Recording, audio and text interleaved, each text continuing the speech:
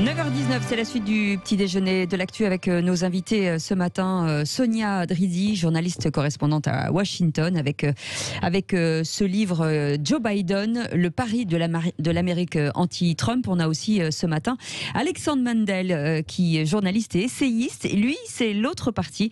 C'est chez Trump. Il a vécu 248 jours dans cette campagne et aux États-Unis. Voilà, il a traîné ses guêtres et il est avec nous en direct. Bonjour. Bonjour à vous. Bonjour. Merci d'être avec nous. Alors, on est à quasiment 2 semaines, 17 jours maintenant, du vote tant attendu par toute la planète. Ce que je disais ce matin, c'est que finalement, c'est peut-être encore plus attendu que par le passé, cette élection. À chaque fois, effectivement, quand il y a eu une élection américaine, il y a eu Obama, évidemment, c'était un grand symbole. Mais là, cette fois-ci, compte tenu de ce qui se passe en fait dans l'ensemble de la planète avec le Covid et la crise économique, on attend aussi de voir ce qui va se passer là-bas. Le deuxième débat n'a pas eu lieu cette nuit. On le redit, on le reprécise. Compte tenu du Covid, bien sûr, de la teneur aussi du débat la première fois. Mais il y a eu des interviews quand même sur 2 grandes chaînes pour Trump et donc pour Joe Biden. Avec vous, tout d'abord, Sonia Dridi, on le disait avec Philippe Bilger, il y a toujours quand même une large avance pour Biden dans les sondages. Est-ce que lui, il peut la conserver? Est-ce que Trump peut réussir à le battre sur le fil? Alors, je pense qu'en effet, l'avance de Joe Biden dans les sondages est très solide. Ce qu'il faut regarder aussi, c'est les États clés. Vous savez, ces États qui font l'élection. Et là, on voit quand même que dans certains États clés, les sondages sont un peu plus serrés. C'est par exemple le cas de la Floride, où Joe Biden n'est pas très populaire, par exemple, auprès des Hispaniques, notamment les Cubains, qui sont traditionnellement plus conservateurs et qui, par exemple, n'ont pas aimé le rapprochement qu'a fait Barack Obama avec Cuba lorsqu'il était à la Maison-Blanche et lorsque Biden était son vice-président. Donc, je pense que son avance est solide. Évidemment, tout peut arriver. Ce qui est clair, c'est que Donald Trump a une base électorale très solide.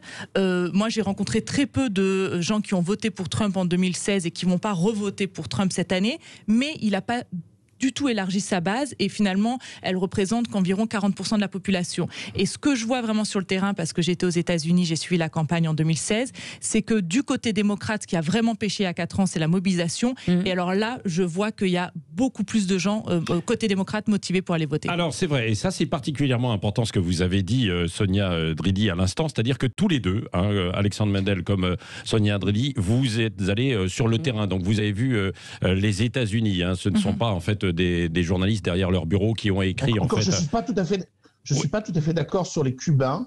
Alors oui, non, mais allez-y, Alexandre Mandel. Oui, allez-y. Parce que les Cubains, pour avoir été à Miami il y a 2 semaines, c'est très vrai de l'ancienne génération. Oui. C'est beaucoup moins vrai de la jeune génération. Oui. La jeune génération se considère davantage comme une communauté ethnique que comme des descendants de réfugiés cubains anticommunistes. Oui. Et c'est toute la clé de l'État de Floride, dont on dit que si Trump ne gagne pas la Floride, ou si Biden ne gagne pas la Floride, l'élection est fichue pour l'un ou l'autre des candidats. La communauté cubaine est maintenant très divisée entre l'ancienne génération très anticommuniste qui en réalité voit le communisme partout, et la jeune génération qui s'assimile davantage à la communauté latino, et j'ai presque envie de dire presque à une communauté de la diversité américaine, moins bien traitée que la communauté blanche. Donc la Floride, ça va être en effet très serré, mais je ne suis pas tout à fait certain que toute la communauté cubaine fonce vers Trump. Alors, qu'est-ce qui va faire la différence? Vous parliez de la mobilisation, vous, Sonia Dridi, à l'instant? Oui, je pense que la mobilisation chez les démocrates, en tout cas. Oui, chez les démocrates, la mobilisation est clé. Alors, c'est vrai que de toute manière, en général, il faut distinguer, même chez les démocrates, le vote des seniors et le vote des plus jeunes.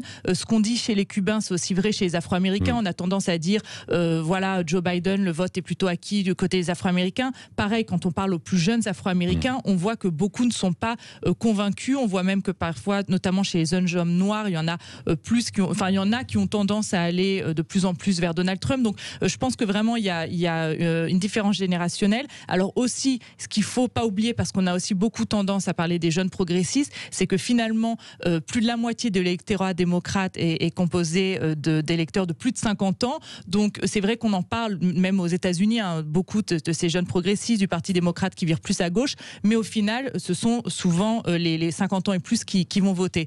Mais en tout cas la mobilisation sera clé. Je pense que Joe Biden a vraiment réussi à justement, avec son virage à gauche, à aussi convaincre ces jeunes progressistes et donc je pense qu'il est en train de réussir son pari. Oui, alors il réussit peut-être son pari parce que Alexandre Mandel, c'est ce que vous racontez dans votre livre, parce que lui, Trump perd le sien un petit peu dans la gestion du Covid depuis quelques mois, non ? Il a très mal géré l'affaire, il a fait un peu n'importe quoi. Il aurait pu se poser finalement en Churchill des États-Unis en disant, même stratégiquement en disant, ma fanbase de toute façon est acquise à moi, et quoi que je raconte, ils me suivront. Ouais. Or, il s'est aliéné une partie non négligeable de ses électeurs dits modérés ou indépendants, qu'on retrouve notamment dans les banlieues des grandes villes, ces banlieues tentaculaires qui ont tendance à gagner les zones rurales et qui sont moins conservatrices finalement que l'électorat de base de Trump. Mais est-ce qu'elles sont au point de basculer quand même pour Biden ? Alors moi j'ai rencontré, c'est ce que je raconte dans mon livre, quand même un certain nombre de gens qui ont perdu leur emploi. Et perdre son emploi aux États-Unis, ça veut souvent dire perdre un emploi sur 3. Ouais. Et ce qui suffit à vous faire basculer dans la pauvreté, et ce qui suffit à vous faire perdre aussi votre assurance maladie. Ça a beaucoup fait peur à un certain nombre de gens qui, soit avaient perdu leur emploi, soit ont peur de perdre leur emploi à cause du Covid-19. Ouais. Donc oui, il a mal géré l'affaire. Et stratégiquement, il a été... moi, c'est quelque chose qui m'a beaucoup frappé à son premier meeting de Tulsa dans l'Oklahoma. Oui. C'est le peu de monde qu'il y avait finalement à son meeting, parce que les gens, ils avaient beau être électeurs de Donald Trump, ils n'ont pas voulu aller à son premier meeting avoir le Covid-19. Finalement, ils réagissaient exactement comme n'importe quel être humain. Oui. La gestion... Vous m'auriez posé la question sans le Covid-19, et pour tout vous dire, en écrivant ce livre, avant de partir aux États-Unis, je me disais, l'économie va plutôt bien, Trump est provocateur, mais ça, à la limite, les Américains ne détestent pas l'entertainment, ils aiment bien les gens un peu divertissants, exactement, et ça passera, même si les gens se pincent le nez, etc. Avec la crise du Covid-19, écoutez, c'est simple, moi je retiens ce que me disent souvent les républicains ici aux États-Unis. C'est pas une élection Trump contre Biden, c'est une élection Trump contre le Covid-19, Trump contre l'économie, et finalement un peu Trump contre Trump. Et ça me fait beaucoup penser en France à l'élection qu'on a eue en 2012, où les gens votaient Hollande pour se débarrasser de Sarkozy. Absolument. Allez, on va poursuivre dans un instant avec vous tous les deux et des appels d'auditeurs, hein, Cécile, dans un instant. Et restez avec nous, il est 9h27. Patrick Roger, Cécile de Ménibus. Il est 9h30 ce matin. Sonia Dridi, journaliste correspondante à Washington pour ce livre Joe Biden, le pari de l'Amérique anti-Trump. Et en face, chez Trump, avec un autre journaliste et essayiste, Alexandre Mandel. Vous pouvez nous appeler à 0826 300 300. Sonia, je voulais revenir avec vous sur, puisque plus proche de nous, sur l'Europe.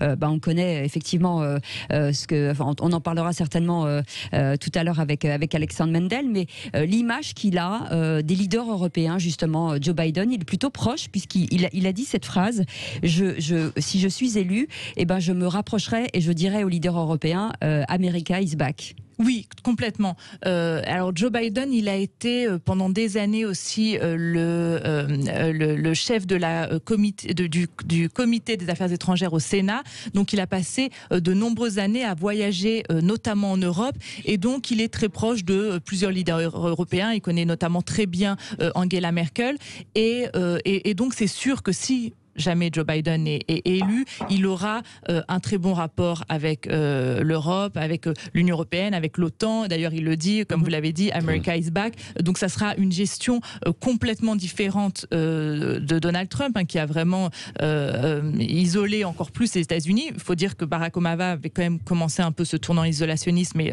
Donald Trump l'a vraiment renforcé et l'a fait de manière pas très élégante. En tout cas, il est très critiqué chez les démocrates qui sont catastrophés de l'image que les Européens notamment ont des États-Unis désormais.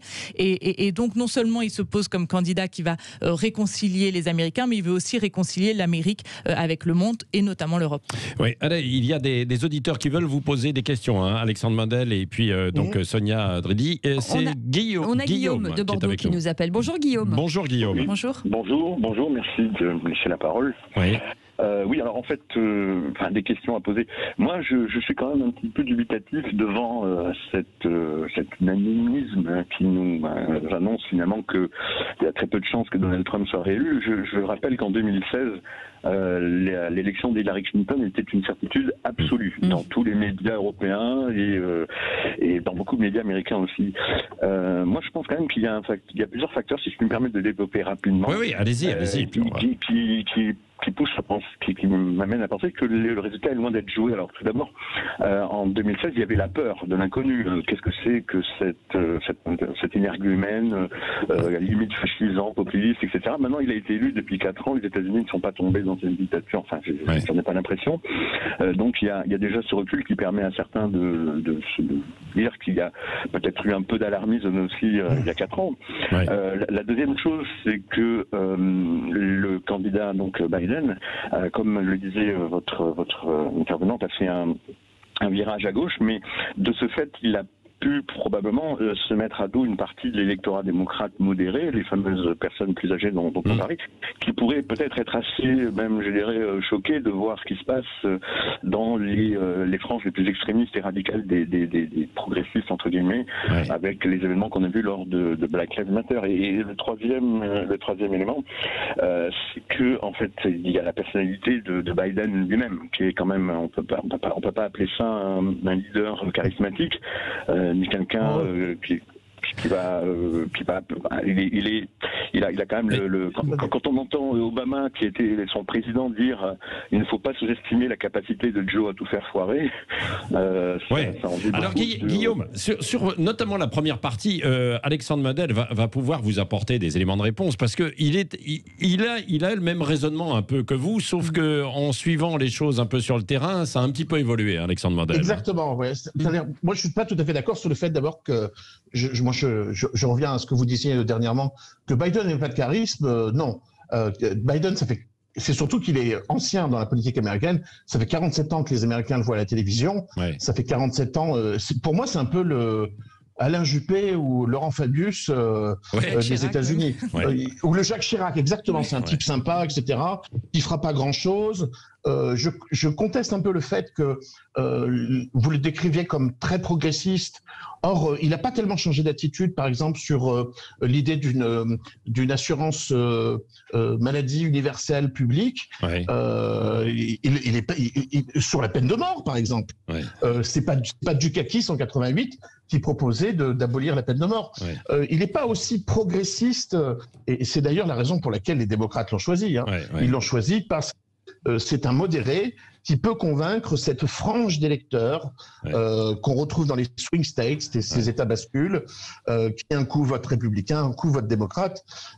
Biden, je suis désolé de le dire, spécialement avec la Cour suprême, s'il est élu, et il est probable qu'il soit élu en considération des sondages. Parce que vous faites la comparaison avec les sondages de 2016, mais là, il ne s'agit pas de 3 points de différence. Il y a, sur l'élection populaire, il y a de 10 à 12 points de différence. Oui, mais pour revenir un petit peu au début aussi de l'observation, vous, Alexandre Mandel, vous étiez un petit peu dans le raisonnement de Guillaume en disant, bah oui, mais nous, vu d'ici, ou même les médias mainstream américains, c'était complètement planté parce que le peuple, en fait, lui, il voyait autre chose et c'était pas d'ailleurs... Je suis tout à fait d'accord. Mais oui.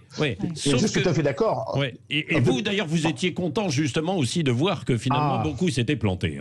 Donc c'est vrai. Je suis content que vous ayez lu mon livre parce que C'est exactement ce que je dis. Mais 2016, c'est pas 2020. 2016, c'est pas 2020.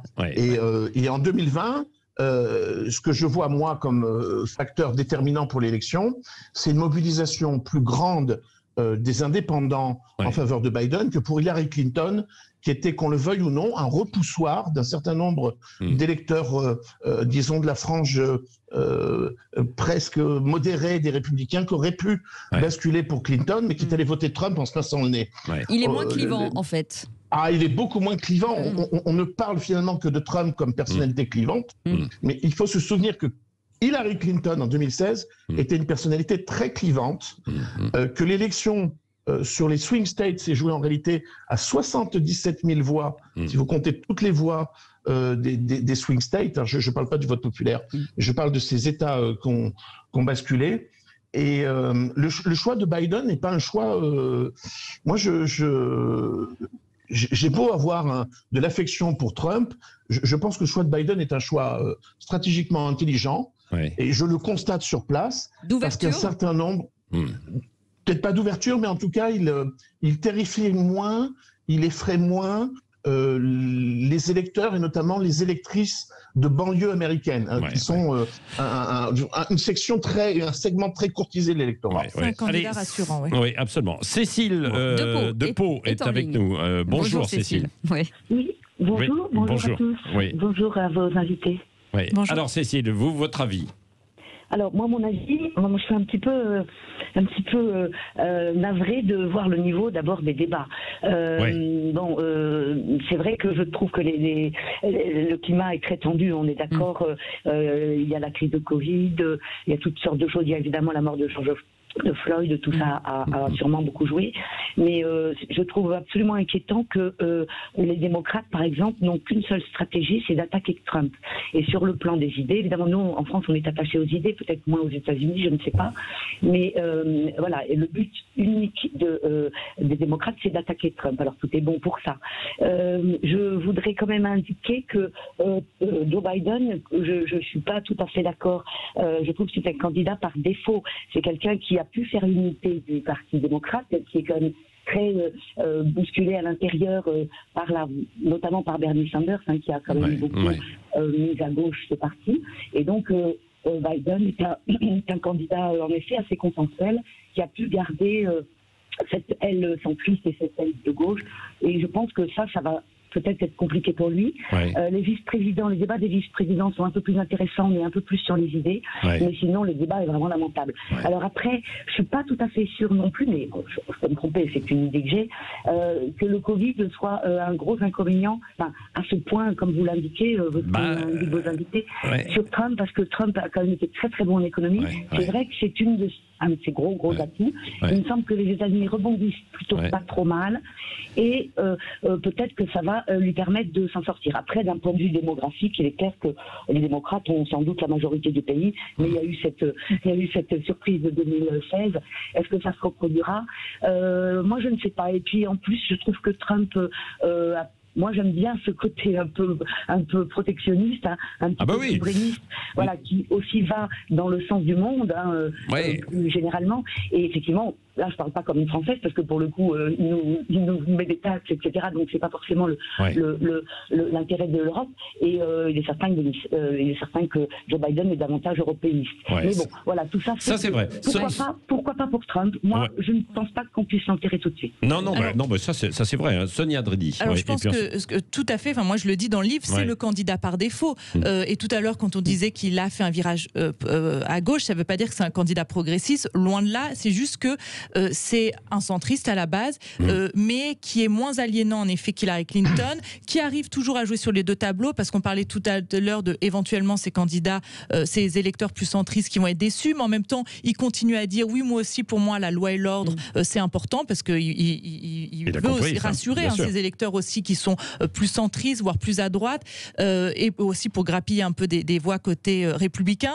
En effet, comme le dit votre auditrice, les Américains aussi ont été très déçu par ce premier débat, hein, que tout le monde a trouvé assez lamentable, très peu d'idées, même côté démocrate. On a vu Joe Biden, alors on le connaît moins pour ça, mais il a un caractère bien trempé, qui à un moment a dit à Donald Trump, vous pouvez pas vous la fermer. Fermez-la, oui. Alors ça a plu à certains, mais d'autres ont dit que c'était pas forcément le niveau d'un président, d'un futur éventuel président, en tout cas d'un candidat présidentiel. Donc ça aussi, je veux dire, c'est clairement un candidat par défaut, mais il est parce que il y a cette conjoncture actuelle avec la crise du Covid, avec une partie de l'Amérique qui est lassée par 4 ans de Donald Trump, il a plus de chances de rassembler le parti, même s'il est évidemment très divisé que Hillary Clinton à l'époque. Mais par contre aussi, moi je suis d'accord que la crise du Covid et le fait qu'il a été testé négatif est pas totalement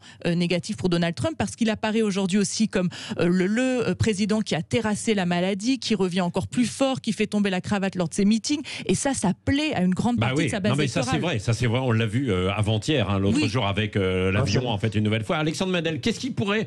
Alors c'est marrant parce que finalement c'est vous qui défendez Trump. Oui. Non mais c'est bon. Les rôles sont un peu inversés parce que il a aussi déconné sur le meeting au Rose Garden, et ça les Américains sont conscients aussi qu'il a pas mal de pardon de parler comme ça, mais qu'il a pas mal déconné sur le Covid-19. Moi je suis pas certain que le super héros ça plaît beaucoup à sa fanbase. Mais encore une fois, sa fanbase, c'est elle qui reste solide. Il peut faire n'importe quoi. Voilà, 35% des Américains, ça fait pas une élection. Est-ce qu'il l'a vraiment eu? Ah si, moi je pense que... Ah oui, il y a pas de... cette théorie, mais c'est pas une république bananière. Et puis il déteste apparaître comme faible, malade. Et puis selon des sources proches de la Maison Blanche, et puis des journalistes américains que je connais qui ont vraiment des bonnes sources à la Maison Blanche, il n'avait pas du tout envie d'aller à l'hôpital. Et c'est pour ça qu'il a fait tout un show, ses vidéos, etc. Donc Alexandre Mandel, vous ne le voyez pas remonter la pente, quoi? Alors si, mais en fait, il reste... Non mais attendez. Il reste 20 jours. C'est une éternité en politique américaine. On parlait des États clés. Il peut tout à fait regagner l'élection en perdant encore plus fortement le vote populaire. C'est un des scénarios possibles. Il peut très bien regagner l'élection avec un différentiel de 5 à 6 millions de voix contre 3 millions de voix la dernière fois. Il faut arrêter de raisonner comme si c'était une élection française. Juste un mot. S'il gagne la Floride d'un petit bout et la Pennsylvanie d'un petit bout, il a gagné l'élection, c'est terminé. Est-ce que son âge est un handicap? Moi, je ne suis pas devin. Pardon? Non, juste un mot. Son âge est un handicap? À Joe Biden.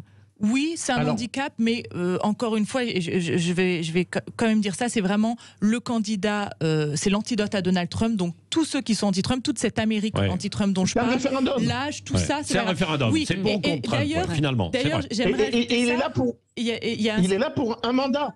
Voilà, un mandat. Ensuite, ça sera sa vice-présidente qui éventuellement prendra la suite. Et juste, un spécialiste me disait, un expert aux États-Unis, et je trouve que c'est très vrai. En fait, il faudrait qu'il y ait marqué sur les bulletins de vote Joe, pas Trump, Biden. Et c'est là que les gens iraient voter. Allez, merci en tout cas, Sonia Dridi, pour tout savoir sur Joe Biden. C'est un livre passionnant, effectivement, pour rentrer dans sa personnalité, comprendre effectivement qui il est, le pari de l'Amérique anti-Trump. Justement, c'est ça, aux éditions du Rocher. Et pour comprendre en fait un peu ce terrain et ce basculement peut-être avec vous, Alexandre Mandel, c'est formidable aussi. En plus, on est aux États-Unis en lisant votre livre complètement. On part dans l'Arkansas, un peu partout. Non, mais c'est vrai.